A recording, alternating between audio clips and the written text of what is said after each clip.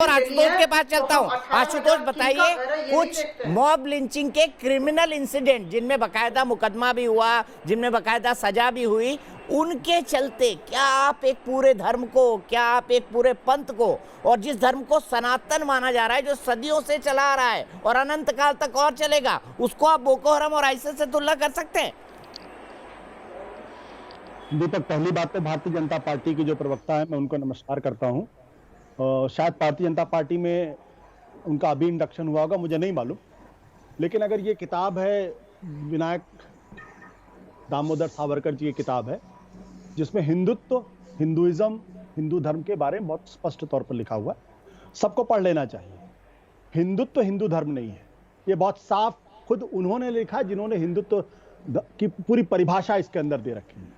तो ये जो घालमेल करने की कोशिश की जा रही है कि हिंदुत्व पे टिप्पणी करने का मतलब ये कि आप हिंदू धर्म का अपमान कर रहे हैं, मुझे लगता है ऐसे लोगों को पढ़ लेना चाहिए। चलिए, मैं उसमें कोई बुरी बात नहीं है। दूसरी बात, अगर हिंदुत्व बोको हराम और इस्लामिक स्टेट जैसा नहीं है तो उसमें तकलीफ, तो उसमें परेशान होने की कोई बात ही नहीं है। आप क्यों परेशान है? कोई आदमी अगर झूठी बात कह रहा है तो उसको झूठी बात कहने दीजिए, झूठ बोले कौवा काटे, तो आप नहीं परेशान होना चाहिए। और अगर हिंदुत्व बोको हराम जैसा है तो सोचना चाहिए कि लोग इस तरीके की बातें क्यों कर रहे हैं। सलमान खुर्शीद ने अपनी किताब में सिर्फ 2 लाइनें लिखी हैं, लेकिन जिन लोगों ने नैनीताल में उनका घर जलाया है, उन्होंने यह साबित कर दिया है कि दरअसल वो लोग हिंसा में यकीन करने वाले लोग हैं। और जो बात सलमान खुर्शीद की, जिस बात को आपके चैनल पर आकर मैंने कहा था गलत बात उन्होंने कही है, आज मुझे ही उन लोगों ने गलत साबित कर दिया कि उनके घर को जलाने का काम किया है। अगर इतनी असहिष्णुता है आपके अंदर कि किसी किताब में दो लाइनें लिखी जिस पर आपको तकलीफ है और आप उनका घर जला देंगे, उस घर के अंदर कोई होता उसकी जान भी जा सकती थी, तो समझने की बात है कि क्यों तुलना की गई और किसने। पर आशुतोष, अमरावती की असहिष्णुता पर कुछ नहीं बोल रहे हैं आप। मेरा एक काउंटर सवाल है, असहिष्णुता तो आपने अमरावती में भी देखी, जहां पर त्रिपुरा पर एक वायलेंस हुआ जिसका लोग कहते रहे कि नहीं, गलत है, गलत है, गलत है, उसको लेकर दंगे हो गए वहां पर।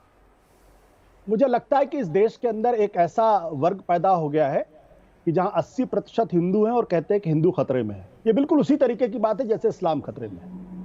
जो लोग इस्लाम खतरे की बात करते हैं, जो लोग हिंदू खतरे में की बात करते हैं, दोनों की सोच एक जैसी, दोनों की सोच में कोई तुलना नहीं है।